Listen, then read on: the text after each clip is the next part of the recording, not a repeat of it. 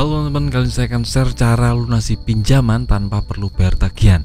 Apakah ini nyata bang? Apakah ini bisa? Apakah ini real bang? Saya akan jelaskan video kali ini memang bisa dan real. Jadi mohon simak video sampai habis ya teman. Nah, cara lunasi tagihan tanpa bayar pinjaman itu artinya kita tidak perlu mengeluarkan uang sepeser pun untuk membayar tagihan. Ini terjadi ada 4 yang bisa teman-teman lakukan ya teman. Yang pertama, jika memang teman-teman tidak punya uang ya sudah digalbaikan saja. Aplikasi-aplikasi pinjaman online itu menerapkan yang namanya pemutihan pinjaman online. Itu artinya dari pihak aplikasi pinjaman online itu melunasi tagihan teman-teman. Jadi teman-teman tidak ngapa-ngapain bisa dilunaskan tagihannya. Seperti kasus kemarin Shopee PayLater sangat ramai sekali di Twitter ya teman. Jadi banyak orang yang pinjam di bawah 300.000 itu tahu-tahu hutangnya lunas sendiri karena dilunaskan oleh pihak Shopee PayLater. Kenapa bisa seperti itu? Karena Shopee PayLater ini terindikasi untuk tingkat kredit macetnya lebih dari 5%. Jadi ini akan menjadi kekuatan untuk OJK memberi sanksi. Jadi Shopee PayLater tidak mau kena sanksi ya teman. Jadi dia melunaskan semua pinjaman-pinjaman di bawah 300.000 dilunaskan, dan kita yang tidak tahu apa-apa punya pinjaman tahu-tahu lunas sendiri. Itu kan bisa melunasi tagihan tanpa membayar pinjaman. Itu buat teman-teman yang galbay di aplikasi Shopee PayLater. Ini juga diterapkan pinjaman online lain ya teman, seperti Akulaku, Kredivo, tapi cuma orang-orang tertentu yang dapat dan bisa untuk mendapatkan ini. Jadi tidak semua yang pinjam itu akan dapat pemutihan alias pelunasan pinjaman dari aplikasi, tidak semua seperti itu.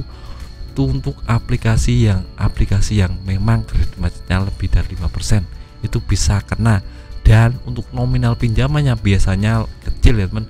Untuk nominal pinjaman besar tidak akan ada kena pemutihan pinjaman online, karena kita tahu untuk pinjaman online itu menerapkan yang namanya pemutihan itu tidak mau ruginya terlalu banyak. Kalau lunas tagihan 10 juta itu tidak akan pernah bisa, pinjaman online akan rugi banyak ya teman. Jadi logikanya seperti itu.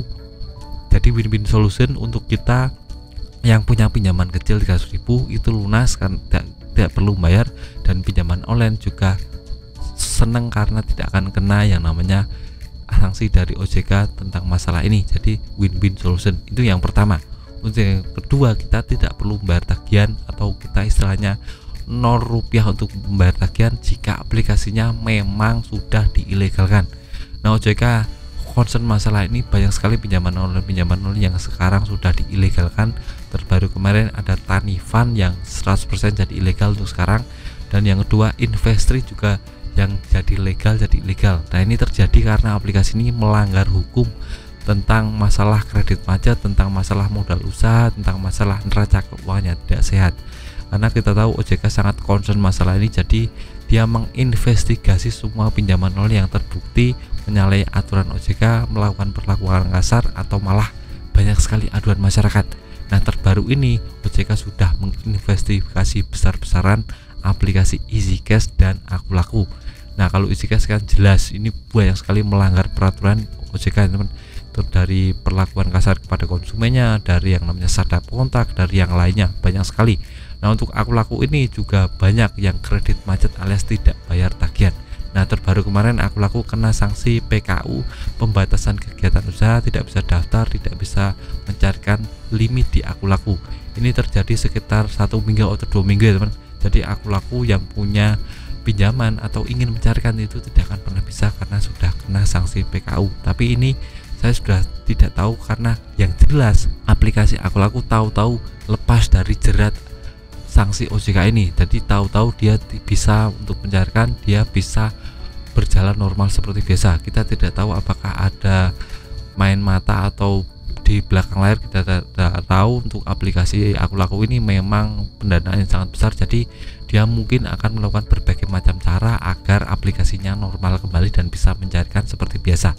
Nah, untuk aplikasi kecil yang tidak bisa main belakang seperti aplikasi ada Pundi, ada Kami, EasyCash, ada Kami, atau yang lainnya, itu mungkin kalau kena sanksi tidak akan berkutik ya teman, karena pendanaannya cuma sedikit, tidak seperti Akulaku yang langsung bisa sanksinya bisa lepas seperti itu saja teman. Dan ini mungkin akan bisa menjadi ilegal kalau pendanaannya tidak kuat, karena kita tahu uang di Indonesia ini sangat amat berharga. kita bisa membuat sesuatu hal dengan uang ya teman. Jadi semua hal bisa dilakukan, istilahnya pelicin seperti itu ya teman. Jadi semua bisa dilakukan dengan disetir dengan uang seperti itu. Jadi teman-teman bisa melunasi tagihan tanpa perlu bayar tagihan jika memang aplikasinya jadi ilegal. Nah, buat teman-teman yang punya tagihan, jangan terlalu pesimis, tetap optimis tentang masalah ini. Jadikan yang namanya pinjaman online atau utang pinjaman online ini sebagai motivasi hidup kita agar lebih bekerja lebih keras, untuk menguatkan semangat kita untuk bekerja lebih keras, cari pendapatan yang lebih besar. Nah, jika teman ada pertanyaan lain seputar pinjaman online, bisa tulis di kolom komentar, saya akan jawab sebisa saya. Itu saya video singkat dari saya, semoga bermanfaat, tetap semangat ke depannya lebih baik.